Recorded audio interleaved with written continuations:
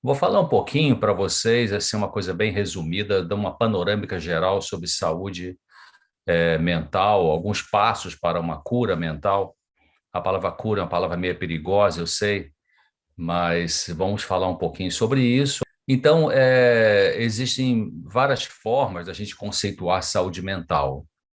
Às vezes é muito comum na igreja algumas pessoas fazem uma oração e na oração diz assim: Ah, Senhor Deus, nos dê a sua bênção, nos dê saúde física e saúde espiritual. Em nome de Jesus, amém. Bom, peraí, física e espiritual, mas e a mental? A mental é separado, né?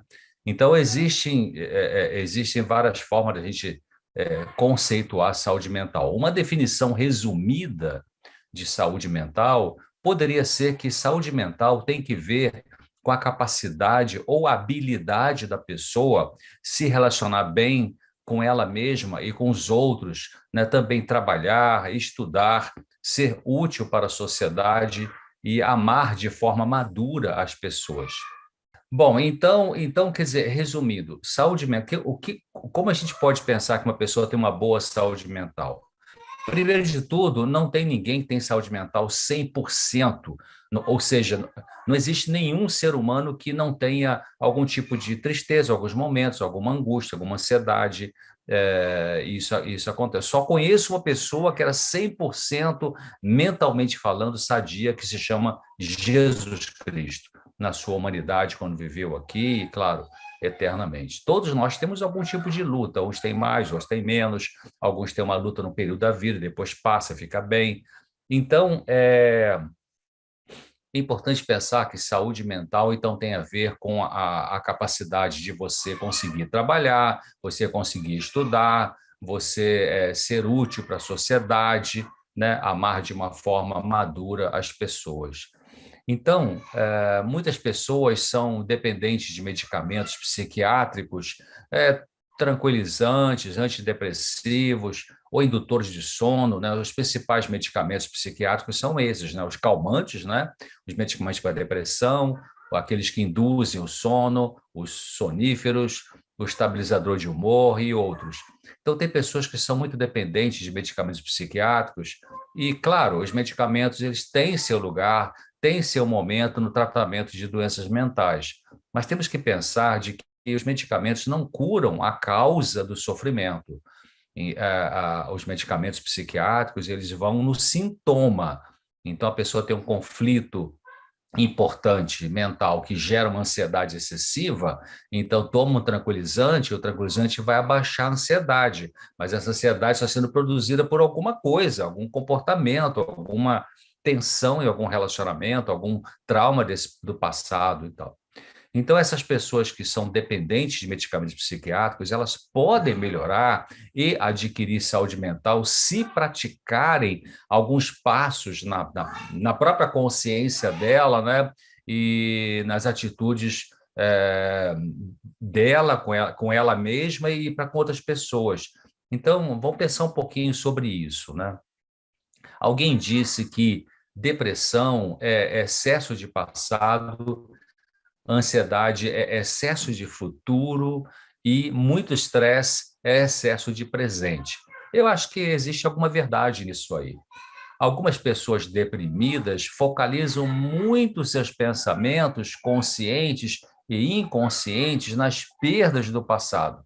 Então, ficam muito ligadas a esse passado. Já por outro lado, as pessoas muito ansiosas se concentram demais nos medos do futuro, em geral, né, com pensamentos que comumente as pessoas muitas pessoas ansiosas, elas usam muito a frase assim: ah, e se acontecer aquilo, e se acontecer aquilo outro, e se tiver bala perdida, e se o motorista do ônibus dormir, e se meu filho não me ligar, e se tal. Então ficam muito preocupados com o que vai acontecer ali na frente. Já os estressados podem estar com uma carga de atividades e responsabilidade no presente que precisa ser aliviada.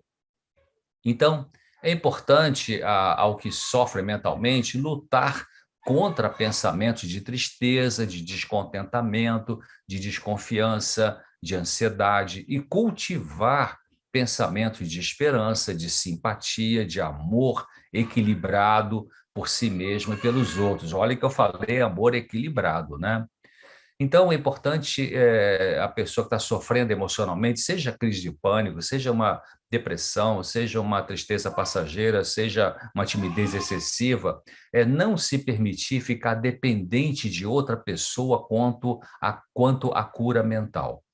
Nenhum ser humano pode curar outro ser humano. Então, é importante não se submeter a qualquer técnica, mesmo tido como científica, se essa técnica, olha o que eu estou dizendo, se essa técnica te faz ficar submisso ao domínio de outra pessoa e instrumento passivo nas mãos dela. Então, a fonte de uma cura profunda não é um ser humano. Eu não estou dizendo que não vamos procurar um psiquiatra ou um psicólogo. Eu estou dizendo que é, você precisando procurar um profissional de saúde mental, precisa procurar sim, mas vai trabalhando com a sua cabeça, vai pensando de que aquele profissional ali não tem toda a solução para você, né? Muitas vezes no meu consultório, eu parei de atender consultas desde janeiro de 2019, trabalhei 40 anos em consultório, mas parei para me dedicar a, como essa situação agora, né? Uma live, palestra, rádio, TV, jornal, revista. Eu escrevo para a revista Vida e Saúde já há muitos anos, no jornal da minha cidade natural, que é Nova Friburgo, na região serrana. Eu tenho ali uma coluna toda quinta-feira no jornal de maior circulação, já também mais de 30 anos. Então, apresento o programa na TV Novo Tempo, na Rádio Novo Tempo.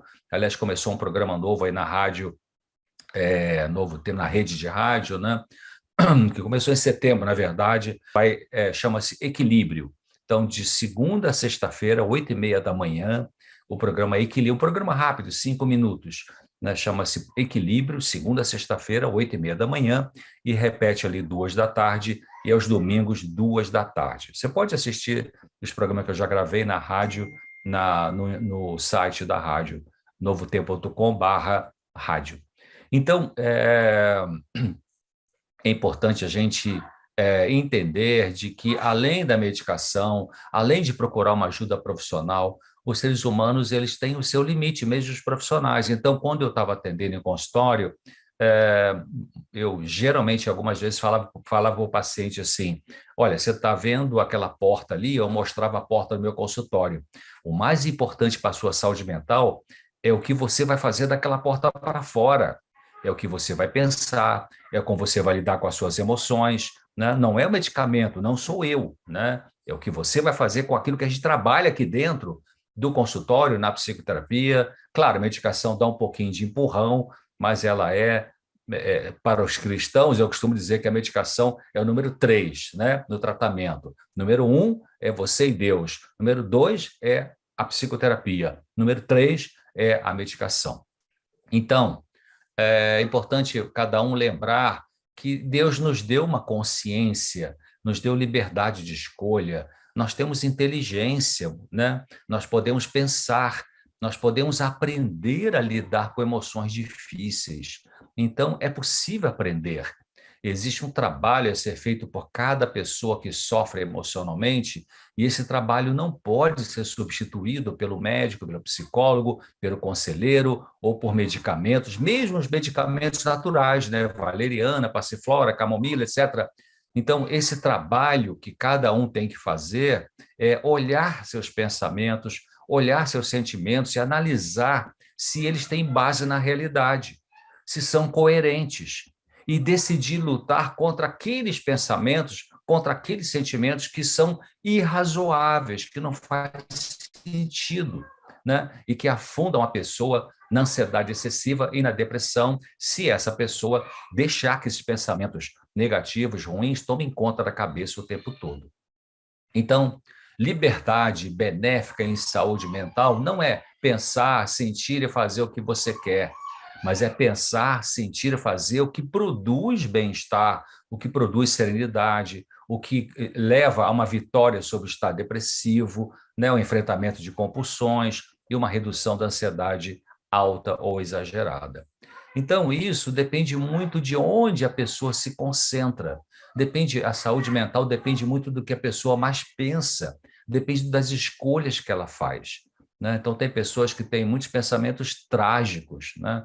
Isso é típico de pessoas com crise de pânico. Pessoas com crise de pânico, elas geralmente tem muito pensamento de, ai, meu coração vai parar, ai, eu vou ter um infarto, ai, não vou conseguir respirar, ai, não vou... Então, qualquer sintomazinho do seu corpo, a gente pode voltar a falar disso depois, as pessoas que têm tendência à crise de pânico, qualquer sinal normal do seu corpo, sei lá, o coração acelerou um pouquinho, você deu uma corrida, né? Ou deu uma dorzinha na barriga, ai meu Deus, será que é um câncer? Ai meu Deus, será que eu vou infartar? Então, uma tendência de pensar de uma forma muito trágica. Isso, então, essa maneira de pensar trágica tem que ser trabalhada, tem que ser eliminada, tem que ser corrigida, senão o medicamento não vai conseguir mudar isso aí. Então, muitas vezes, pessoas que se sentem inválidas mentalmente, não consigo funcionar, não consigo trabalhar, não consigo melhorar, elas podem resistir à doença ao se recusar a se entregar a esse estado doentio e também evitando ficar sem fazer nada, né? Acreditando que os remédios vão resolver tudo. Então, cada um precisa enfrentar a sua dor e ter uma ocupação adequada às suas forças, né? Então, praticar atividade física ao ar livre, respirar profundamente, se expor à luz do sol cedo de manhã ou ao final da tarde, aqueles procedimentos naturais que a gente conhece como adventistas, né? Beber água pura ao longo do dia, evitar bebidas alcoólicas, usar uma alimentação mais próxima possível do vegetarianismo, tudo isso ajuda o corpo e o cérebro a funcionar melhor, a funcionarem melhor. Então, se a pessoa está sofrendo emocionalmente, eu não estou falando de coisa grave, né? Uma esquizofrenia, um surto maníaco da doença bipolar, eu estou falando das coisas mais amenas que as pessoas podem sofrer, né? Então é importante ela tomar uma atitude de fazer alguma coisa na vida que contribua para aliviar o sofrimento de outra pessoa, ao invés, né, em vez de ficar ociosa, trabalhando egoisticamente, que alguns, né, para o acúmulo de bens materiais. Então é importante não perder o tempo precioso com diversões fúteis, né? Também isso ajuda a saúde mental. Você tem uma coisa, tá, vai ter uma diversão, mas uma coisa mais produtiva, vamos dizer assim, uma coisa mais positiva.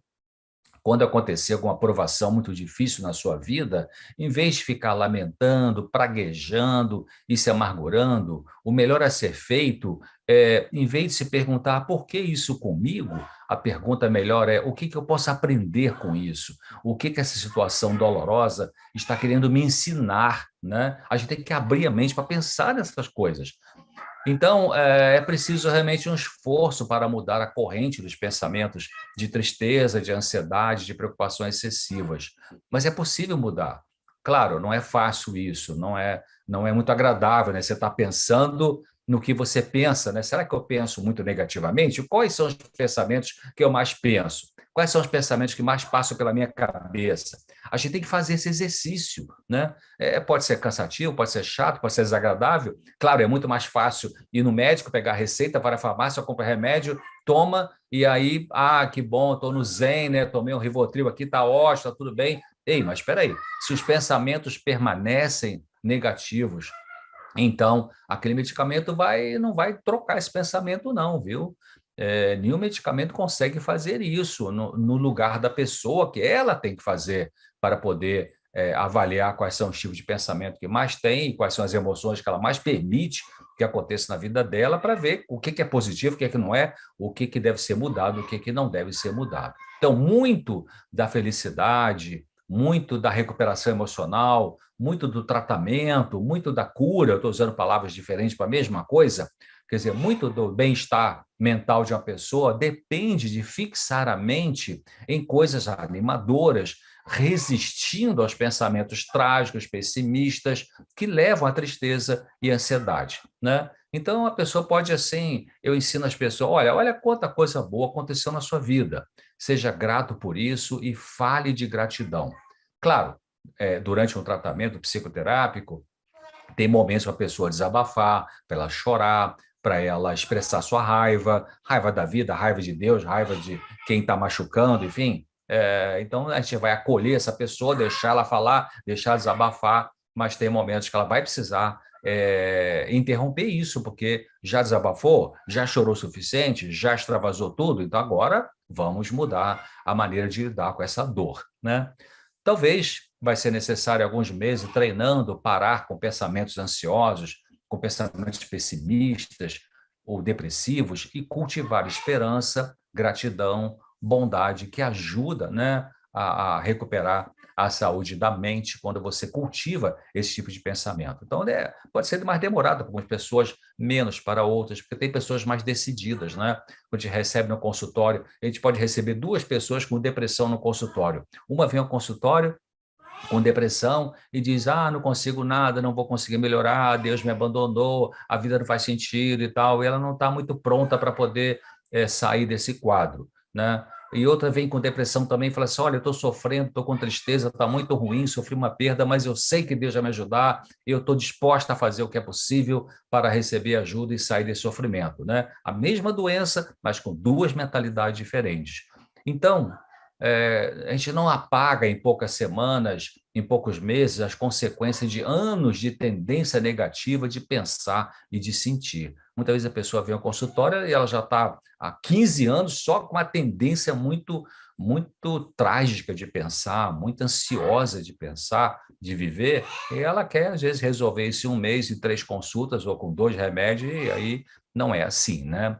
É, Claro, pode ter recaída, pois depressão é um tipo de sofrimento mental que tem recaída, mas a pessoa pode levantar e recomeçar com aquilo que ela já aprendeu, que sabe que a ajuda. Então, é importante acreditar na mudança que pode acontecer na mente da pessoa quando ela se dispõe realmente a trabalhar de maneira adequada para vencer o seu sofrimento mental. Se a pessoa realmente quer melhorar, ela vai melhorar ao praticar essas coisas que eu estou falando e outras que a gente vai falar um pouquinho mais aqui em seguida.